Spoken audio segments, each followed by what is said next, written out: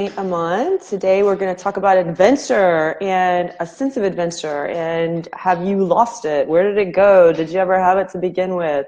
If you had said the word adventure to me when I was a partner in a law firm, I probably would have bitten your head off.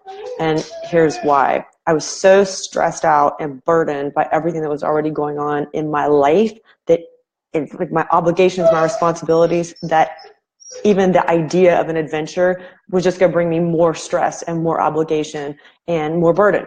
And so, y'all are going to have to pardon my dog. She's on an adventure right now behind me chasing a fly. So when was the last time you chased something with reckless abandon like that? That's adventure. That's what we're talking about. But anyway, the word adventure did not sound fun. It didn't sound lighthearted and fun. It sounded like just one more obligation. And so what is an adventure anyway?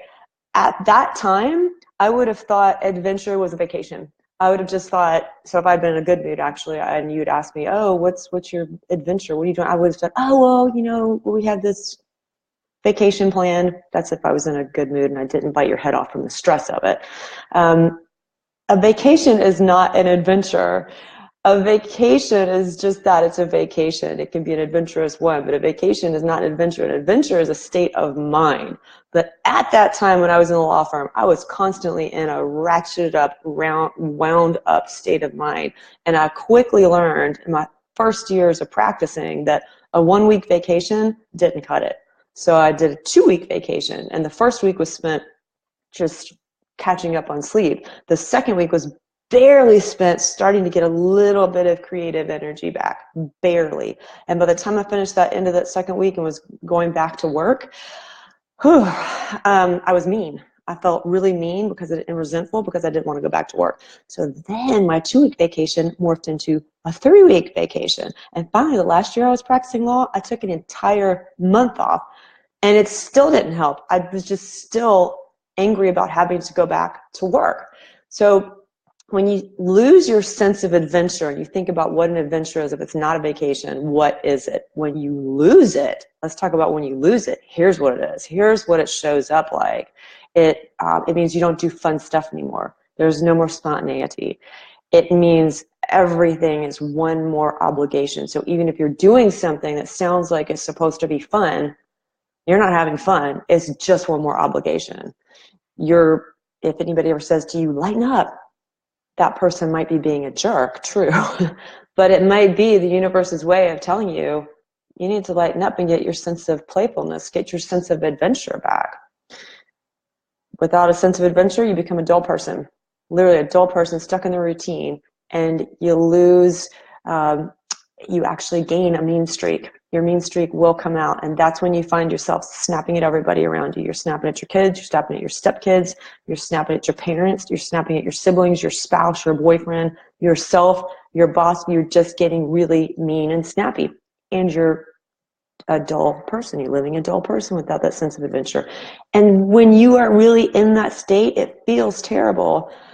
But what it means to everyone around you is that you're not showing up with any creative energy. You might be forcing yourself to manufacture it for whatever your job requires, but you're not really showing up with imaginative creative energy. So of course we know what that's going to do to ourselves, but you're also not being your best self for anybody around you, or even like tiny little part of your best self. Because work needs you to be creative. Your spouse needs you to be creative. Your children definitely need you to be imaginative and creative. Your parents need you to be creative. Everyone around you needs you to show up with your vital force energy in the flow. And when you have lost that mindset of that sense of adventure, that's not there. Believe me, I know. I've been there. I'm talking about I've been there. I know what that feels like. That is when anxiety and stress has replaced excitement. Practicality has replaced spontaneity. Exhaustion replaces desire and attraction, right? Cynicism replaces magic. And in fact, at this point, when you really lose your sense of adventure, unicorns and angels are going to annoy the heck out of you, right? And even the word adventure will trigger you. At least it did for me. So when you're at the very bottom of that very bottom of that space with no sense of adventure, no sense of magic, you might actually look around and say, you know what? I don't think I've ever had it to begin with. I don't think I've ever had magic to begin with. And if you hear yourself saying that, that is not true. That is when you know you have a problem, and that is a problem that can be solved. It is a problem that needs to be solved. You are in a spot that you need to get out of, totally out, because whatever has replaced your sense of adventure is holding you back from joy and abundance.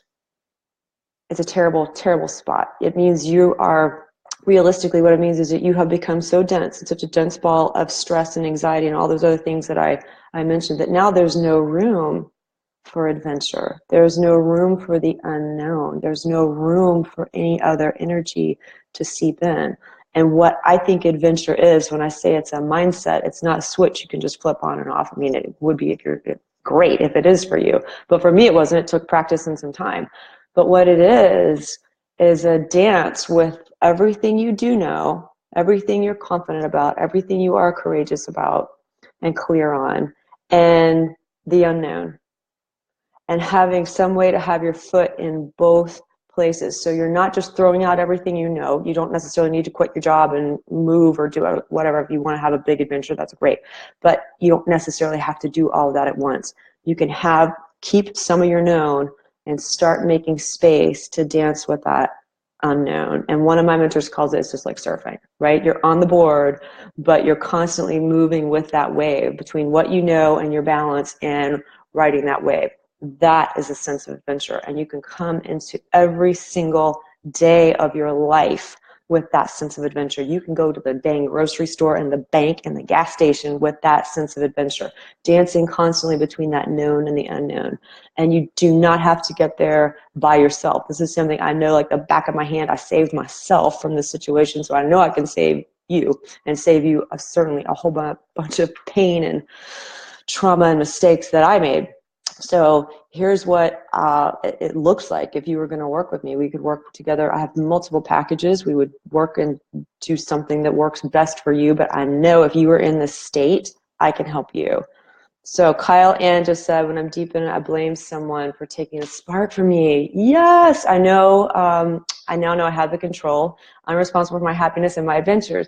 Yes, we are responsible, but we do tend to realize right at first when we're having a relationship issue that when we are starting to feel like, or when we do feel like we've lost that adventure, that magic is gone, it comes up. We see it in our relationships. That's how we see it first. We see it either in our relationships with our husbands or our significant others or at work. It comes up in some mirroring impact. But yeah, you are responsible, but it is so hard. She just wrote, it's so hard. It's so hard. And that's why you don't have to do it alone. You can do it with somebody holding your hand and walking you through and holding you accountable and giving you lots of love and support over a period of time to get you clear and confident and courageous into going into a new space where you are dancing with that known, the unknown. That's not a dance you need to figure out the choreography to all by yourself. So if